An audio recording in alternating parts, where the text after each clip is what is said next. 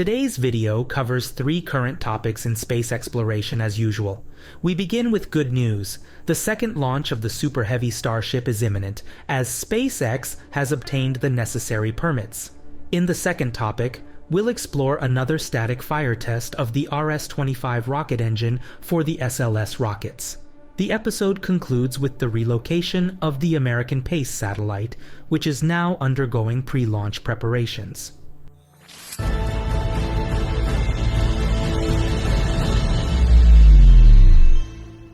On November 15th, the U.S. Fish and Wildlife Service, or FWS, issued the long-awaited decision.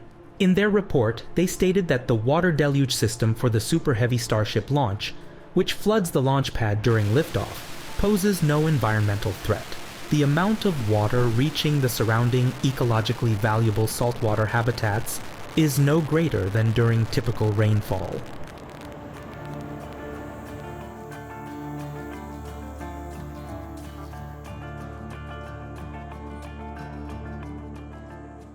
This decision from FWS was the final one needed by the Federal Aviation Administration, or FAA, to grant the license. Consequently, the license could be issued on the same day.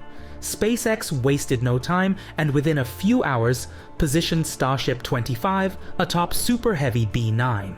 A series of tests followed as the launch was scheduled for November 17th.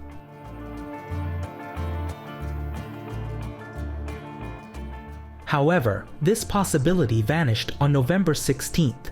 Elon Musk reported that tests revealed a fault in one of the actuators responsible for tilting the grid fins on Super Heavy. Therefore, Starship 25 had to be lowered, along with the hot staging ring, to allow access to the top of Super Heavy. Interestingly, not just 1 but 3 out of 4 actuators were replaced, likely as a preventive measure.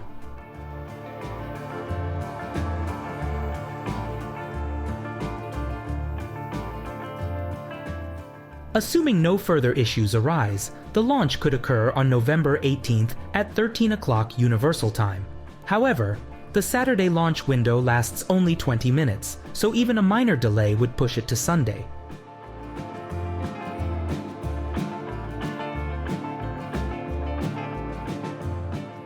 The goal of this test flight is not to reach orbit. Starship is expected to be placed on a transatmospheric trajectory, returning it to Earth's atmosphere near the coast of Hawaii. SpaceX believes this second flight will surpass the achievements of the first attempt in April this year.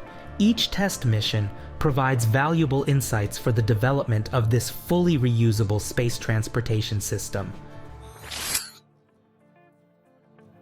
On November 15th, NASA conducted the second of the planned 12 static fire tests of the RS-25 rocket engines, slated for the final verification series.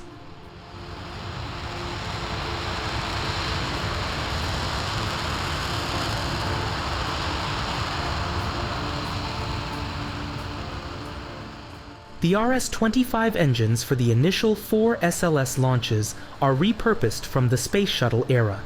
Starting with the Artemis 5 mission, newly manufactured engines will be employed, subject to thorough testing.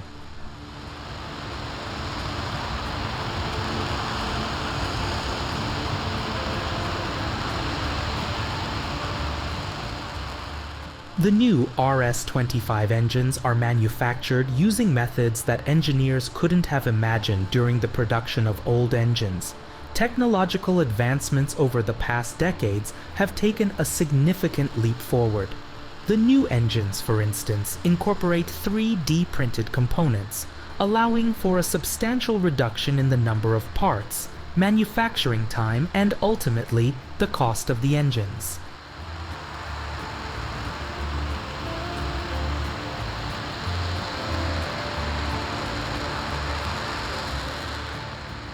During these tests, a prototype of the newly manufactured engine undergoes conditions comparable to an actual flight, including a 500-second burn, the same duration as RS-25 engines will endure during a real SLS rocket flight.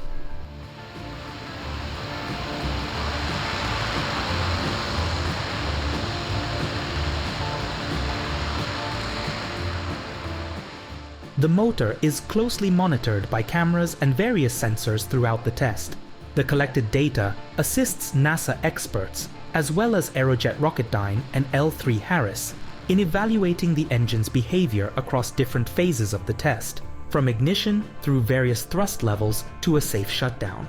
If the final testing series goes well, there should be no impediment to the production of new engines.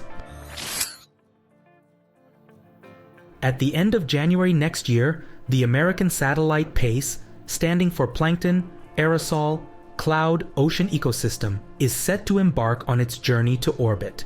The Falcon 9 rocket is expected to launch it on January 30th from Pad SLC-40 in Florida. Before the launch, however, the satellite must undergo final preparations.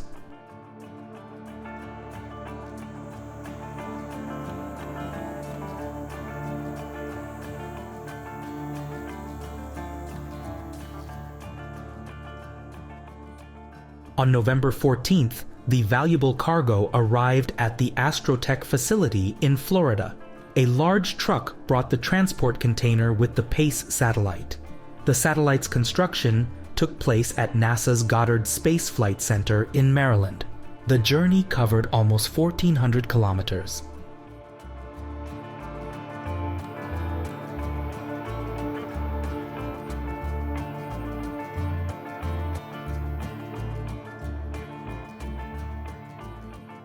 The truck arrived during the day, but it was already dark when the driver carefully backed up to the doors leading to the transition room, the interface between the external environment and the internal clean rooms.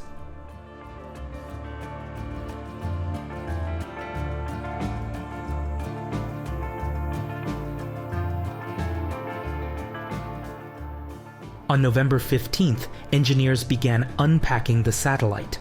Initially, the lid of the transport container had to be lifted, and then the manipulation of the PACE satellite followed.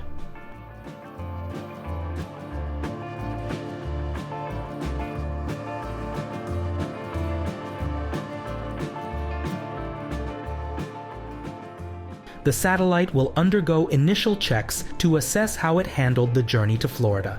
Subsequently, the pre-launch preparation will commence, primarily involving tank filling and sealing within the Falcon 9's aerodynamic fairing.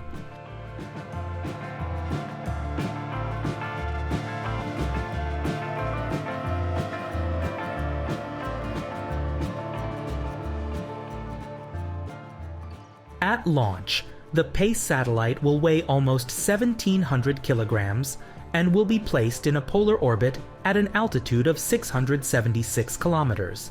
The satellite's mission is to conduct advanced observations focusing on ocean color, biogeochemistry, and ecology, as well as the carbon cycle, aerosols, and cloud cover.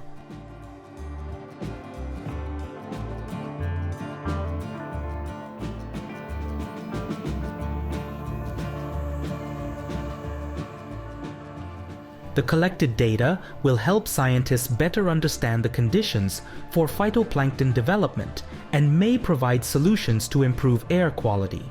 For this purpose, the satellite is equipped with a trio of scientific instruments. Thank you for your attention to today's episode of Spaceflight News.